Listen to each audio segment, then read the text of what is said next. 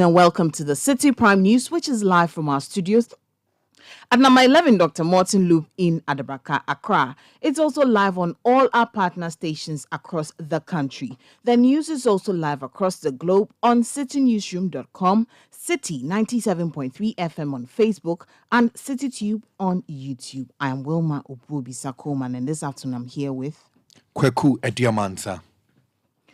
Coming up over the next 1 hour, leadership of striking petroleum tanker drivers locked up in a crunch meeting with the Ministry of Roads and Highways over the demands for rehabilitation of roads leading to depots. Meanwhile, the 4-day-old strike is having a toll on operations of LPG marketers in various parts of the country.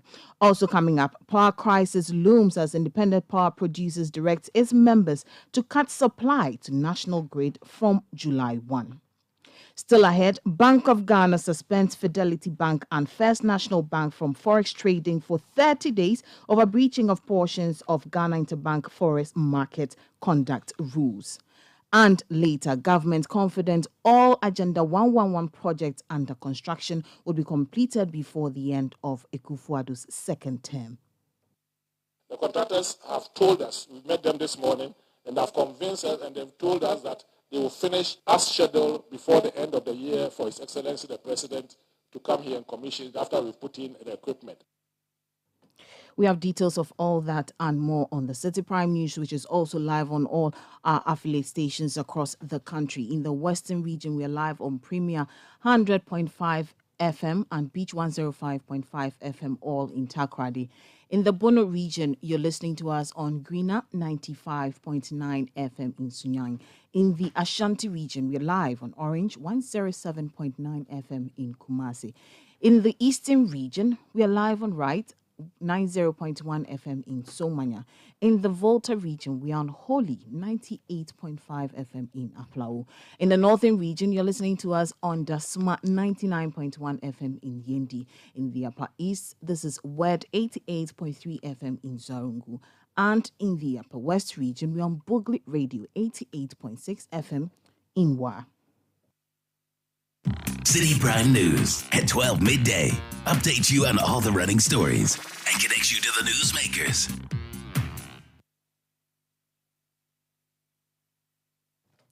Many thanks for your time this afternoon. We'll settle for the details of our stories now.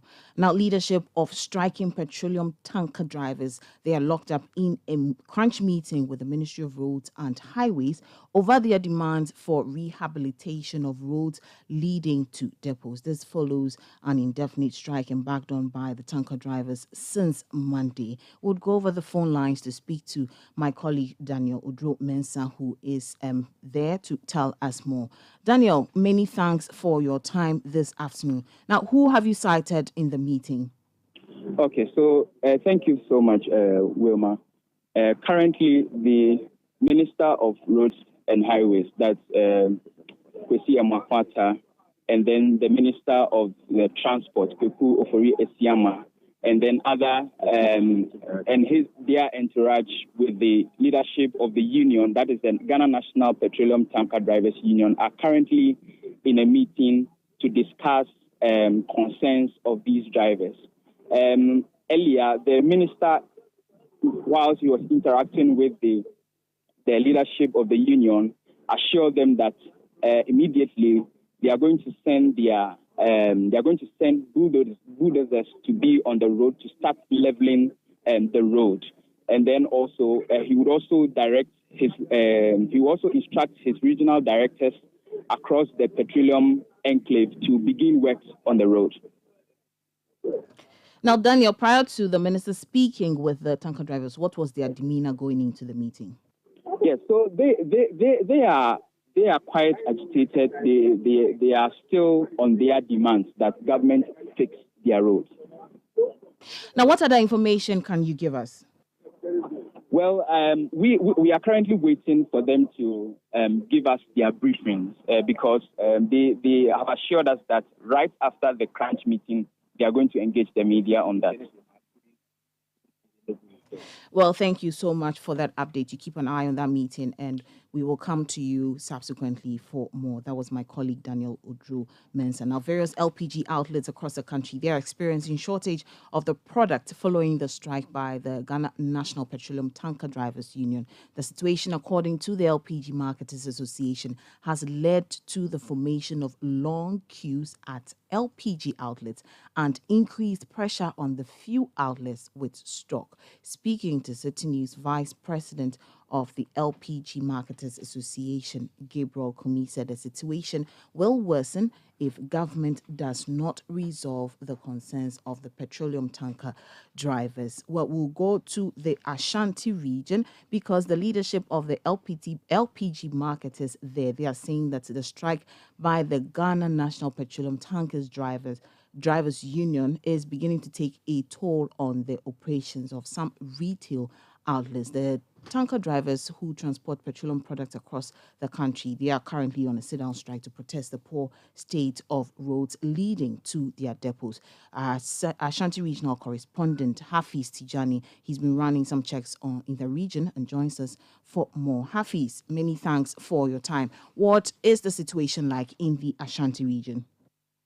So before I paint the picture for you at some of the retail outlets, when you go back to Kasi, where these tanker drivers usually converge and transport these petroleum products across the country and the Ashanti region, they are still parked there, though you have some of the conductors or who are referred to as mates of these drivers of these tankers who have come to park there and they are not working. You don't find most of the drivers, but you find some of the mates there so that they can check whatever their belongings in the vehicles. But some of the leadership of the association are still holding on and they want to ensure that all the members comply with the strike that is ongoing. And they are saying that they are not going to back down until the roads are fixed and also until they get a clear assurance from the Roads and Highways Ministry. And they are saying that this assurance will be that they want to see the equipment on the roads and that government is committed to fixing the roads so they can address this problem once and for all. So that is the situation there. But the indications we are getting from the leadership of the LPG operators are that some of the outlets located outskirts of Kumasi are experiencing shortages because they were expecting some consignments to have stock, but they have run out of stock, and the strike by the tanker drivers association, they don't have the tanker drivers transporting gas from where they receive the gas from. So they don't have that. That is why they have run out of stock. But when you come to the Kumasi Metropolis and parts of the Kumasi Metropolis, the LPG outlets, they are working, except that yesterday, Muslims across the world celebrated the Eid al-Adha festival. So there was pressure at some of the outlets, and the leadership of the association is saying that if this pressure is going to continue and if their members continue to run out of stock, it will mean that it will travel or it will change from the outskirts of the outlets who are experiencing the shortages right now to the major cities. So that is their fear. So they are appealing to government to listen to the concerns by the Tanker Drivers Association and address them so they can also get supply to be able to sell to customers. But when you come to the Kumasi Metropolis, for instance, you don't have that pressure today at some of the outlets. People are going there to buy their LPG, but the leadership is worried that if the strike by the tanker drivers should prolong, that is where they'll be having problems. We are also learning that some of the filling stations are also complaining about they running out of stock because they are not getting the supply from these tanker drivers. Well, thank you so much for that update. That was our Ashanti regional correspondent, Hafiz Tijani, giving us some updates of the impact of the strike on LPG marketers in the region. Now, we'll go back to our earlier voice where the vice president of the LPG Marketers Association, Gabriel Kumi, and he's saying that the strike will worsen if government does not resolve the concerns of the petroleum tanker drivers. Let's take a listen. We predicted that within 48 hours, if this is not resolved, we will start experiencing shortages across the country. And this is exactly what is happening. Even in Accra, if you go to the LPG station at Alajo, there's a lot of queue there. If you go to the one at Jolu, they don't have gas. There are a lot of pockets of outlets across the country that does not have LPG. If you go to Nkoko, there's an LPG station there. They don't have LPG. If you go to Konongo, there's a Machiansa gas station. They don't have LPG. If you go to Kumasi, there's a Munaga Junction. They don't have LPG. And it's scattered all over. And this has put a lot of pressure on the ones that are having few stock. And I'm afraid by close of today into tomorrow, a lot of LPG stations in Ghana will run out of stock. As I speak to you now, about 25% of LPG stations across the country do not have stock. And this will shoot up to about 50% by close of today. So going into the tomorrow and into the weekends, by this weekend, we expect that all the stocks of LPG in the system will run out. So by Sunday, we should expect serious crisis on hand. By Sunday, we expect that about 80% of LPG stations across the country will not have LPG, and that will shoot up to about 100% by Monday, and that will spare doom for the nation. And we are picking information that the fuel stations have also started running out. And if something urgent is not done, they are also going to go out of stock over the weekend. And this will spell doom for our country. And one thing you should also know is that it takes about between 24 to 48 hours to get fuel across the country. Gabriel Kumi is the vice president of the LPG Marketers Association. We'll go over the phone lines and speak to my colleague Daniel Sakiti, and he's been visiting some LPG outlets to tell us more here in Accra. Daniel, many thanks for your time. Now, which LPG outlets have you visited and what can you report? Okay, so we have visited a number of LPG outlets in the capital city in a bid to assess the situation on the ground and regarding the impact of the strike action by the Tanker Drivers Union and its written effects. And so we are currently at the Alajo gas filling station where we have seen a number of customers or users of the LPG product troop in and to purchase their gas product. And currently the scene here is quite boisterous. We have seen a number of activities going on, and also we have seen a number of taxis, coming with multiple cylinders to fill gases as well. And we have been interacting with some of the customers as well who have been sharing their concerns regarding the strike action by the tanker drivers. We have also been engaging some of the manager of the facility who has been sharing some insights into the stocks available at the station. So if you would indulge me, I would like to have a brief interview with the manager who is in the person of Amos Anea, and he's the manager of the Trinity Oil, or popularly referred to as the Alajo gas filling station. Mr. Amos, you are welcome to Citi Prime News. When was the last supply you received, and how long does it last you? The last one was on Monday, and it may take like 5 days before it will finish.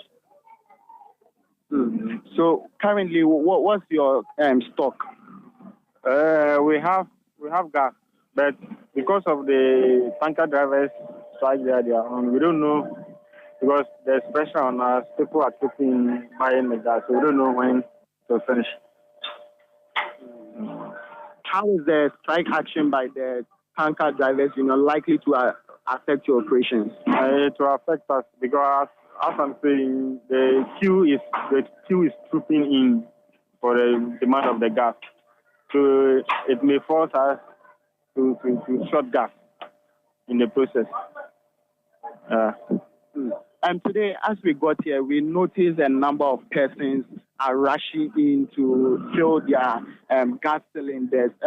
Is this a normal situation that you record here, or it's because of the strike by the tanker drivers union? It's because of the strike and with the festive season of the Muslims, the Salah that we are in. I think that's why. Yeah. So if today the tanker drivers union are meeting with government to discuss their concern, how soon do you hope that their concerns are resolved? I think it should be resolved earlier so that we can go back to work as normal.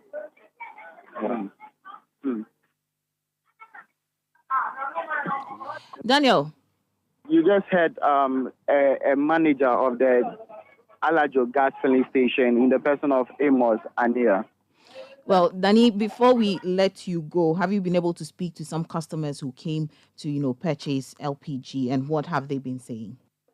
Right, I've been interacting with some of the customers, and basically they share in the concerns of the tanker drivers union, and they want government to fix the deplorable state of roads that they use in transporting the products to be able to bring them the product so that there will not be a shortage of gas, which will lead them to struggle to get their product to do their normal business. I don't know if there's time. I would like to also speak to some customers who use it for cooking activities, who have also come to the Alajo gas filling station to fill their gas cylinders. Good afternoon. You're welcome to Prime News. What's your name? Sandra. I understand you use your gas for cooking activities, but currently the tanker drivers are on strike, and its impact is the shortage, the long time shortage of the product. So, how soon do you hope the union would call off their strike to? Okay, so the customers are declining to speak, but essentially they have been speaking off record, and they say they want the tanker drivers, to call off their strike so that the products can be made available to them. Well, thank you so much for that update. That was my colleague Daniel Sakiti, and he's been giving us, bringing us up to speed about the situation at LPG outlets following the strike by the Ghana National Petroleum Tanker Drivers Union and the impact it's having on them. So we turn attention to some other stories where there is an impending power crisis as the Chamber of Independent Power Producers, IPPs, has directed its members to cut supply to the national grid effective July 1, 2023. The directive is expected to last till July 8 this year. Now, members of the chamber include Sonon Asogli, Senpa, Car Powership, AXA, Twin City Energy and Senate. Now, the chamber, in an email directing its members, cited by Citi News, said further to its planned industrial action on July 1, it would like each IPP to nominate nothing or zero nominations and not declare unavailability to the system operator beginning July 1 to July 8, 2023. Now, with just a day to the expiration of the deadline given by the independent power producers to shut down over outstanding arrears, the group is yet to meet the government for a favorable response, prompting this latest order. Now, the two parties are expected to meet this week for an agreement on demands for a 30% interim payment of the arrears. The IPPs argue that without receiving payment by close of June 30, they will be unable to support the national grid. You're still listening to the Citi Prime News live from our studios here at Atabraka in Accra. Still ahead in the bulletin, Bank of Ghana suspends Fidelity Bank and First National Bank from forex trading for 30 days over breaching of portions of Ghana Interbank Forex Market Conduct Rules. We'll bring you details of the story and others shortly. To stay with us. Citi Prime News at 12 midday. Updates you on all the running stories and connects you to the newsmakers. Yeah, welcome back. Now, government says it is impressed with the progress of work on its Agenda 111 hospital project. President Akufo-Addo in April 2020 announced an ambitious plan to build 101 district hospitals, 6 regional hospitals in the newly created regions, 2 specialized hospitals in the middle and northern belts, as well as a regional hospital in the western region, and the renovation of the Efiankwanta Regional Hospital. According to the president, the project will help address the country's health infrastructure gaps. Updating Ghanaians on the progress of work so far, Presidential Advisor on Health Dr. Anthony Insiasari says President Akufo-Addo will commission some of the hospitals before the close of the year. That's in Chichira in Sarin. We've also done 60.3%. And these are some of the pictures that you Asukwa, Adansi Asukwa, which is also progressing steadily, that we are hopeful that it also will finish maybe the first quarter of next year. We've been to Kwabrakwao. Kwabrakwao is areas where they had some slight problems of topography of the land, and then we have been given a new land where we can put up the hospital quickly. The contractor was there with us 2 days ago, and he's moving to site to clear the site for all the contractor to start with. And then yesterday, we also went to Insuta. Insuta had a slight problem where one of the contractors was delaying, and we are not shy to terminate any contract which is not working very well. So we are hopeful that Insuta also can finish somewhere next year, in the middle of next year. And then we came to Bantama. Bantama had a problem of land. We sorted out the land issue yesterday, and contractors will move to site as quickly as possible. It's going to be a different drawing, because where we realize we don't have enough land, we want to do a double stack, that is storage building, instead of what we have seen here. But with the same architectural drawings, but it will be double stack. So Bantama will start very soon. The same thing for Sokore Mampong. We've gotten a land at the airport enclave, which the contractors were there with us yesterday, and it also will start latest by sometime next month. And then today, we are here in Trede. And I will tell you that Trede is leading. Trede resort was cut in Trede here, and the percentage of work done in Trede is about 62%. The contractors have told us, we met them this morning, and have convinced us, and they've told us that they will finish as scheduled before the end of the year for His Excellency the President to come here and commission it after we've put in the equipment. We apologize for the poor quality of that audio. That was the Presidential Advisor on Health, Dr. Anthony Insiasari. Meanwhile, the Information Minister Kojo Nkrumah noted that so far 88 of the projects are under construction. The project targets 111 projects. The brief I have is that 88 are currently under construction. It's grouped into 8 zones. In those 8 zones, you'll find 54 projects. We have visited 33 sites so far. And we thought that today, coming to Trede, which is where it all began, it's important to showcase from Trede all that has gone on so far. We have also provided you with the reports of the sites that we have visited so far. The majority of them that are doing well, the few of them that are behind schedule. We've also updated you on the ones we've had to terminate because they are behind schedule. And so our expectation is that as we go along throughout the rest of this year, visiting all of these 88 sites that are already, experiencing work, you will help us let the nation know that Agenda 111 is happening. Kojo Nkrumah is the Minister for Information. Now, the Bank of Ghana has temporarily suspended Fidelity Bank and First National Bank Ghana Limited for breaching portions of the Ghana Interbank Forex Market Conduct Rules. The two banks have also been slapped with a 1,000 combined penalty points each. The penalties have been levied due to the bank's breach of Sections 34, 35 and 39 of the conduct rules. The suspension will be in effect from June 29, 2023 until July 28 this year. A statement by the central bank added that the fine served as a strong warning to all participants in the forex market, including banks, forex bureaus, forex brokers, and money transfer operators, to strictly adhere to the applicable regulations and guidelines governing the forex market. Meanwhile, the First National Bank has made special arrangements with its partner banks for foreign exchange transactions on behalf of its customers. First National Bank, in a statement, said due to its highest and regulatory standards, it was amicably working with the Bank of Ghana to have its foreign exchange license restored.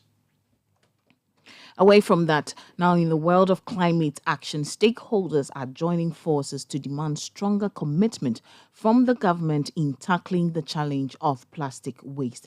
Activists engaged in innovative solutions using plastic waste emphasize the urgent need for attention to the country's current plastic pollution crisis. Citi News' Fred Duho delves into the plastic waste value chain to explore the path towards a sustainable future. Recent statistics reveal that Ghana generates approximately 1.7 million tons of plastic waste annually, with a meager 2% being recycled. The remaining plastic waste ends up in the landfills, blocking drainage systems and polluting water bodies. The concerning rate of plastic waste generation can be attributed to population growth, urbanization, and the widespread use of single-use plastic products.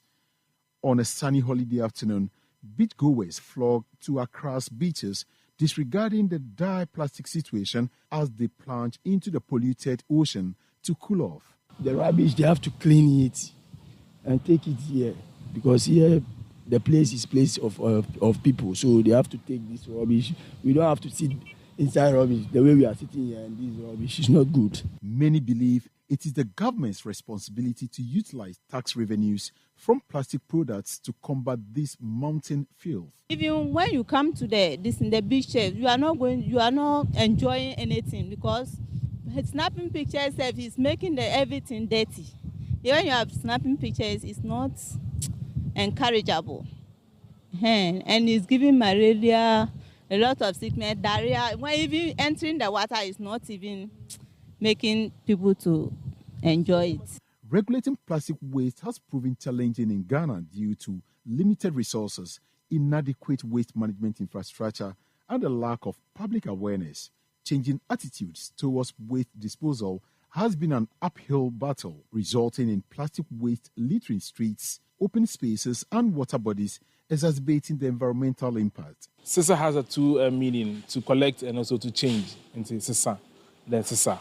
So you have to collect, so you change your behavior, then you collect it. So when you collect it, that's when you also come in to collect this material, the plastic bottles, which are also raw materials to us and also to other people, where we are able to transform them into other uses. Christopher Mensah, CEO of CISA Recycling Company, explains his motivation for venturing into recycling. We have a vision and a mission to eradicate poverty through the collection of these bottles. There's been a couple of times that one wants to probably withdraw from the sector, but then looking at the passion where you have to move, each and every day you have to talk to almost like 20, 30 people, asking questions here and there. Plastic pollution's environmental effects extend beyond Ghana's borders, impacting ecosystems, wildlife, and human health. Plastic waste in water bodies contaminates aquatic habitats, leading to the death of marine life and posing a threat to the fishing industry. CISA recycles plastic by transforming it into raw materials for industrial use,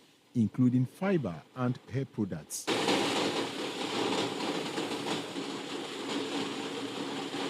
CISA also utilizes a digital model to track and compensate plastic pickers, empowering them through digital payments. In terms of the plastic recovery, it's a huge market. We use a digital platform where we capture data in terms of the location, the name, and other information, the phone numbers, so that we're able to tell that we're able to pick this location, materials from specific locations from one point to the other. Because our main focus is to help eradicate poverty, we are not much focused more on the profit aspect, but then to make more impact to ensure sustainability. Most of the employees at CISA's recycling factory are women above 18 years old. They share their reasons for joining the recycling value chain. Since there are no jobs, even this one is also a job we are doing, but you see, there are better jobs out there.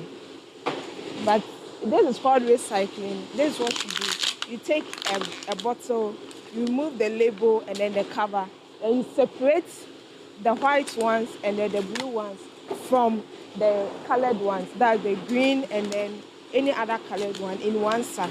Then you separate the white one too. So doing this job, for how long have you been doing it? Oh, just recently, for like about a month. Yeah. And how lucrative is it in terms of payment? Oh, it's good because you know everyone needs money. So once you are done, you get your money at the end of the month. But do you know where this plastic you are sorting goes to? Well, after sorting them out, they crush them into different things. So, like the wig the ladies use, and then the bowls we use at home. Makafui Awuku, an environmentalist and entrepreneur, tackles plastic waste by implementing an innovative trash-to-cash model in Adenta, Fakra. I went to a school where I have one of my receptacles. We have a partnership with Guinness Ghana where they are putting receptacles in schools so that we can increase recycling and responsible handling of plastic waste. So this is from the receptacle. After we installed it, we got about 80 kg of plastic waste from it in a few days. Their recycling facility collects, sorts, and processes plastic waste into reusable materials. The process involves collecting plastic waste from households, businesses, and schools, sorting and cleaning it, and then shredding it into smaller pieces. The shredded plastic is melted and molded into various products such as chairs and desks for schools. So the question I'm asking is how am I able to make the things cheap so that we can actually compete on the market and we can actually have our people to buy these things instead of importing things from Asia.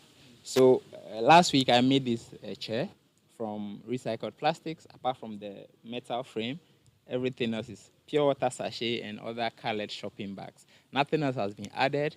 This is a smokeless process. And one of the things that I've been thinking about when I started working on this project is to get to a place where we will be able to provide classroom furniture to tackle the deficit of classroom furniture in schools. So I made this flower vase in 2018. I remember somebody telling me this thing is not sustainable, it's not durable, but I'm an innovator and I'm a design thinking person. So a lot goes into this. The inside is lined with plastic waste bags. And then there's a frame that takes the bottles, and it's been here since 2018 when I made it. So this is the footwear brand I was talking to you about. I launched this footwear brand during the pandemic. This is partly made from recycled plastic waste. Each footwear has 1 kg of plastic bags in it. And this is the material I was speaking to you about. So this is pure water rubber that is turned into a sheet. So I see specialized, I see ice cool, Voltic. The standard. Then I see standard over there. Yeah. This is what we use to make these reusable bags. So we make these reusable bags, which is an alternative to single-use plastics.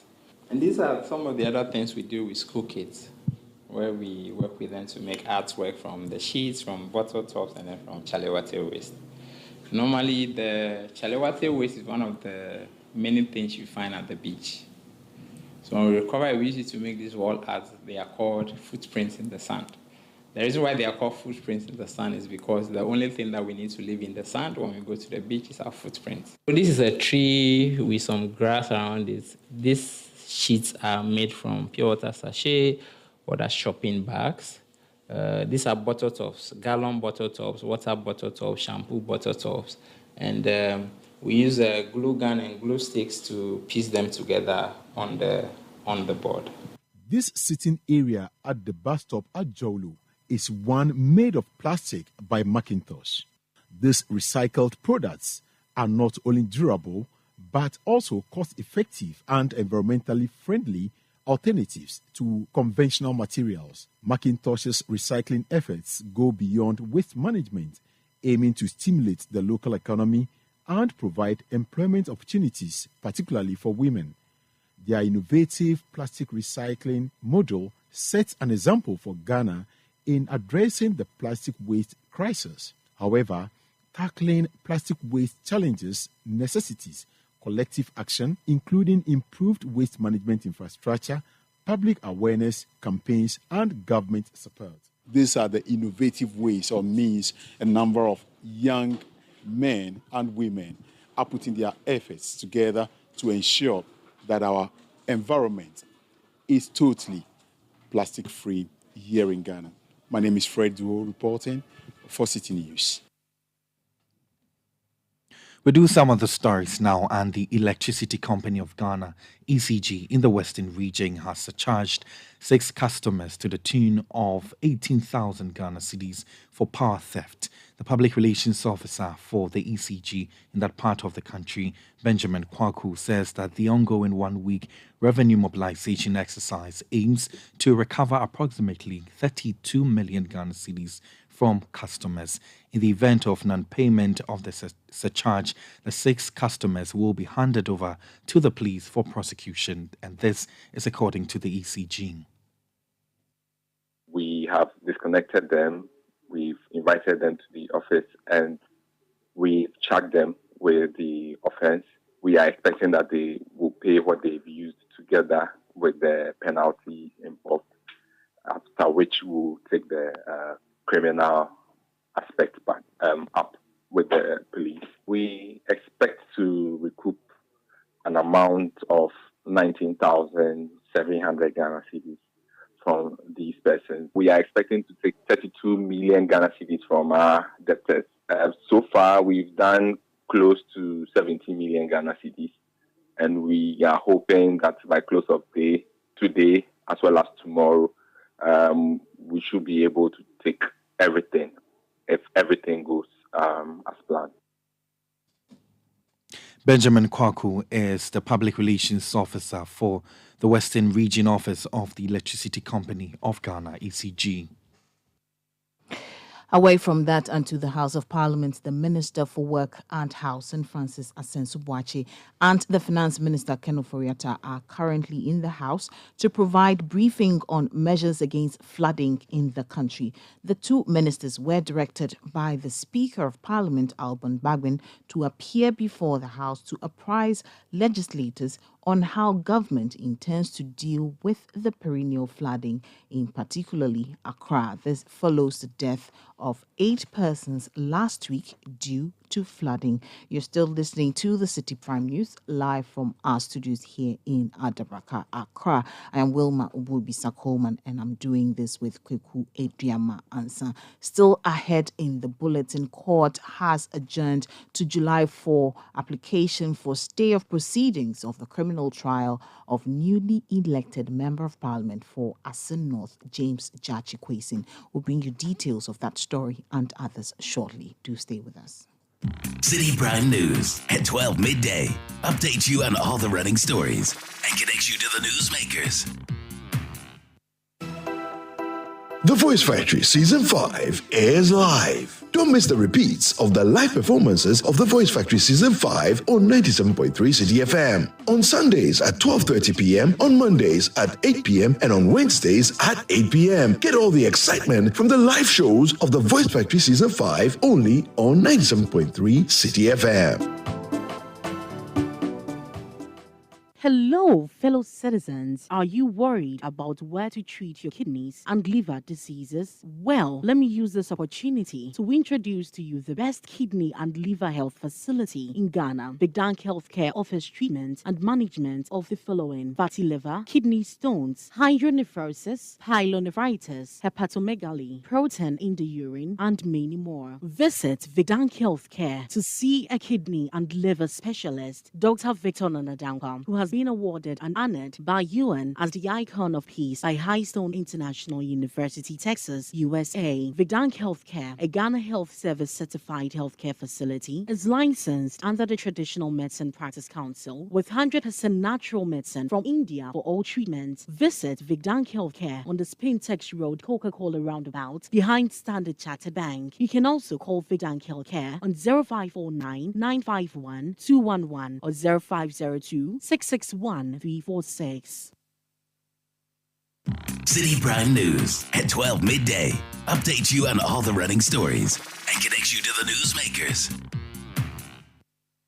Yeah, welcome back. Now, the High Court in Accra has adjourned to July 4 an application for stay of proceedings of the criminal trial of newly elected Member of Parliament for Asin North, James Jachikwason. The trial judge, Justice Mary Yanzu, said the adjournment was because the court has not received the full complement of the application documents. The lawyers of Mr. Quayson argued that the application for a stay of proceedings is to enable the Court of Appeal determine whether or not the High Court was right to rule that Judge Quayson's criminal trial be heard on a daily basis. A member of Judge Quayson's legal team, Samit Jenfi, spoke to the press after proceedings. It's also Justice Barrett. There are serious issues about the testimony of the first witness that the accused has called, that lawyers for the accused will require ample time to cross-examine. And it is totally unacceptable, in our opinion, for her ladyship to say that the cross-examination should be done on a daily basis and should be restricted to certain, limited time periods. We don't think that affords the accused, the re-elected Member of Parliament for Asin North, a fair hearing. And that is why we are raising all these issues. And if you read the application for stay of proceedings, lawyer Chachuchi Kata, we cite similar comments which were made about lawyer Chachuchi Kata when he was being prosecuted, or if you like, persecuted in similar fashion. At the time, the President of the Republic was the Attorney General and Minister of Justice in the early 2000s. And these were some of the comments they made. And the issues were not addressed. At the end of the day, judgment was given in the matter when the accused did not even know that judgment was going to be given in the matter. His lawyers were not present and all that. It is that kind of kangaroo trial, that kind of, biased trial where things are hurried at the expense of the constitutionally guaranteed rights of accused persons that lawyers for Honorable Quayson are trying to avoid, for which reason they have filed this appeal challenging the ruling of the trial judge and pending the determination of that matter, how far the stay of proceedings. We are looking forward to having the opportunity on the 4th of July to move the application formally, and it is our hope that the judge will do the right thing and abide the determination of the appeal before proceeding with this matter. Because there is no need to rush this matter. There are serious matters that must, be interrogated and the truth unveiled for the whole world and the courts to see. Sami Jamefi is a member of the legal team of MP-elect for Asin North, James Jachikwason. Meanwhile, the MP-elect is expected to be sworn in tomorrow after Parliament receives the necessary documents from the Electoral Commission. Still on the Asin North by-election, City News' checks in the Asin North constituency in the central region show that inner road projects which commenced ahead of the just ended by-election have not been halted. A few weeks to the elections, contractors were seen in the constituency getting ready to repair and construct some roads. The Vice President, Dr. Mahmoud Baumia, just before the polls commissioned the 31.2-kilometer Asin Fusu to Asin Paso stretch. The National Democratic Congress, the NDC, accused the government of undertaking these projects solely to gain votes. Now, post the elections, there have been claims that the contractors have abandoned posts, but City News checks, however, reveal otherwise. We'll go back to Parliament where the Works and Housing Minister Francis Asenso-Boakye and Finance Minister Ken Ofori-Atta, they are currently there to provide briefing on measures against flooding in the country. We are joined over the phone lines by our parliamentary correspondent, Ni Ayikwe Okan, to give us details. Ni, many thanks for your time this afternoon. Now, what's happening on the floor of Parliament? Well, as it stands now, there is question and answer session taking place in Parliament. Precisely, the Minister for Energy, and that's the Deputy Minister, William Oreku Edu, is in Parliament to answer questions regarding issues bordering MPs on the energy sector, and he has indicated that government owes about $2.4 billion to independent power producers as well as fuel suppliers as at December 2021. And this is the update that he has provided. And he answered some questions also regarding power purchase agreement and then the gold for oil as well. So he's currently in the House briefing members of Parliament on some concerns that they have in their constituencies. But key on the agenda for today is the Minister for Works and Housing and then the Minister for Finance, Ken Oforiatta, and then also Francis Asenso-Boakye. So they are in the House today to answer questions regarding how government intends to deal with the perennial flooding of Accra and other areas in the country. This follows a directive by the Speaker himself, Alban Bagbin, to these two ministers to appear before the House to apprise MPs on how the government intends to deal with the flooding that we keep witnessing in the country, precisely Accra and other areas. So we are expecting that after the question and answer sessions with the Minister of Energy, these two ministers would also take the opportunity to provide the details to the House. Now, Aikwe, we recall that the Speaker mentioned that the LGBTQ bill was to be tabled to today. Do we have any idea, and what can you tell us? That is also in the order paper today. It is part of the business for today. It is in the order paper. So we are expecting that it would also be taken. The debate, that's the second reading of the Promotion of Proper Sexual Human Rights and Ghanaian Family Values Bill 2021. So the second reading of this bill is expected to take place also today. And that's where the debate on the motion would be conducted. If you would recall, the Speaker, Alban Bagbin, directed as well last week that this is the motion that should be considered this week, either Tuesday or Thursday. Unfortunately, that could not take place on Tuesday due to the Asan North by-election, and it is expected that once it's been put in the order paper or the business activity for the day, the House would also consider the debate on that particular motion. Roma. We also recall that we got notice that the Coalition of Muslim Organizations Ghana, they said we're going to petition Parliament over this bill. Have you cited any of them there? For that, we haven't had any hints of that yet. But if anything of that sort comes to our attention, we will make that known to our public. Before we let you go, what other business is tabled for today? So, apart from the question and answers, as I indicated earlier, we also expected that the motion would be taken, and then the bills that are at various stages of consideration would also be considered. The contract amendment bill, the whistleblowers amendment bill, as well as other key bills that the House would also consider. Finally, we realized that on was it Tuesday? Yes. We didn't have a lot of MPs in Parliament, and so it had to be adjourned to today. Today, do you have the numbers? Well, so on Tuesday, due to the Asan North by-election that was taking place, the House couldn't have many of the MPs in the chamber for business activity to go on.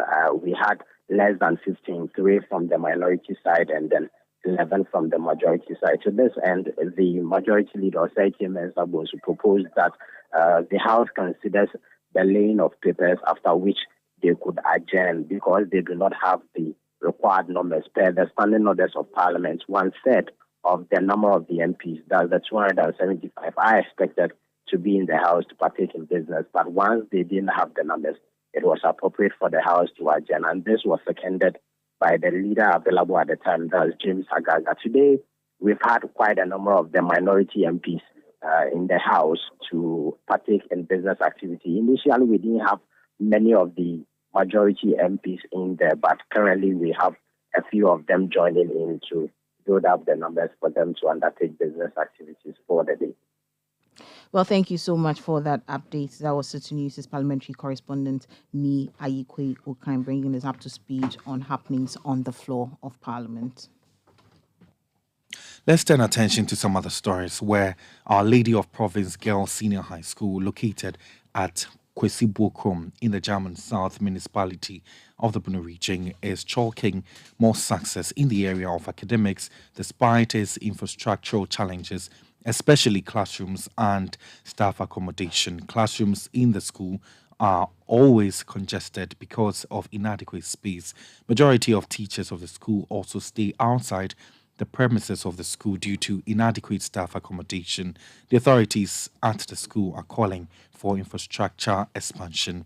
City News says Michael Saponifum visited the school and reports.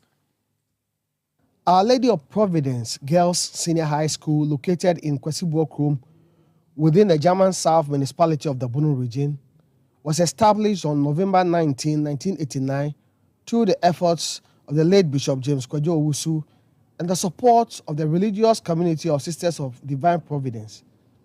The school began with only 14 students in a parish church, with Sister Marilyn Carlin serving as the first headmistress. Despite facing infrastructure challenges, the school continues to achieve notable academic success. During the 2022 WASI, the school was ranked as the third best performing school in the country. While the 1,500 capacity dormitory provides sufficient space for students, the main problem lies in the capacity of the classrooms. With a current population of 1,210 students, the increasing number of students is putting pressure on the existing infrastructure. Some of the students themselves have been expressing their concerns with the news team. Well, on the inadequate classrooms, during the dry season, it's really unbearable because the place becomes hot. Some people get heat rashes, which is uncomfortable for them. On our inadequate staff bungalows, we only have 2 female teachers on campus during the nights in case someone is sick. One stays very far from school, so it's hard to get here. And it's stressful for them because go to them in the night to go wake them up to come and send someone to the hospital. They are just 2, and it's really unbearable. I'd like the government to come and build us more classrooms and staff bungalows to improve our situation, because the classrooms, usually if we have a lot of people in there, teacher will not have concentration on all of them, just a few of them, and it will affect our grades. Currently, our school is ranked number 3 in Ghana. And due to that, a lot of people are patronizing our school. They all want to come here and have good education. And because of that, the classrooms are congested. And due to this, teachers find it difficult during teaching and learning to go through. During group works, when given, teachers are supposed to go through and check what we are doing. And because of the congestion, it's sometimes difficult for them. And also in maintaining discipline during class lessons, teachers find it difficult. So I therefore appeal to the government to build us a new 12-unit classroom block to aid in our performances and also reduce the congestion. Okay, the state of the dining hall is in a very bad condition. There are no windows, there are no doors. Because of that, flies find their way to the dining hall, and also dust. And because of the time and also activities in the school, food is always served before time. And when students come inside to learn to eat their food, it will be sometimes cold. And the food will be contaminated due to the flies and also the dust, which also affects the health of the students. So therefore, I appeal to the government that they should help us complete our dining hall. The headmistress of the school, Regina Zagiti, during the climax of this year's SRC Week celebration, called for the expansion of infrastructure and the completion of stored ones. We have been very faithful with the little we had. Our Lady of Providence Girls SHS has become a household name in Ghana now, and we deserve our fair share of physical infrastructure. The increasing student population has become a worry for management as classrooms are congested. As such, a new 12-unit classroom block to deal with the increasing number of students will be highly appreciated. From Kwesibuo Chrome in the German sub-municipality of the Bunu region, I am Michael Saponifum for City News. Here in Accra, in the studios of City FM, I am Wilma Obubisa Coleman here with Kweku Ediama Ansa. Now we'll bring you some other stories. And Lejokuku Municipal Assembly has commenced the dredging of the Sango Lagoon at Teshi in Accra. The project, which will span a period of 3 months, involves removing accumulated sediment, debris, and vegetation from the lagoon, ultimately restoring its original depth and capacity, with the area being flood prone and a low-lying area. The chief executive of the Assembly, Mordecai Akwashi, says the project will also ease the struggle of fisher folks. I think it hasn't been dredging a very, very long time. I mean, nobody around seems to remember the last time that this was dredged. But it has been important to dredge in order to reinforce our flood prevention measures that we are doing. As you are aware, we have dredged the entire length of the Sango stream from the top. But now we are at the lagoon itself. We are dredging to expand the capacity of the lagoon. In fact, we are restoring the boundaries of the old lagoon in order to increase the capacity of the lagoon to hold rain water. But there's also another reason why we are doing all of this. We are doing this also to enable the fisher folk to be able to moor their or anchor their canoes in calmer water, so that when the sea is rough, their canoes don't crash against the newly constructed breakwater. So we are here to dredge this lagoon to fulfill two main things. One is to reinforce our flood control, and the other one is to protect our fisher folk from having their canoes broken every time there's high tide or strong tide. So that is why we are here. Mordecai Akwashi is the chief executive of the Lejokuku Municipal Assembly in Accra. Now, the management of Latest Foam has donated 50 mattresses worth 62,250 Ghana cedis to the whole teaching hospital as part of its corporate social responsibility. The donation was in response to a request by the hospital to enable them expand admission in the health facility.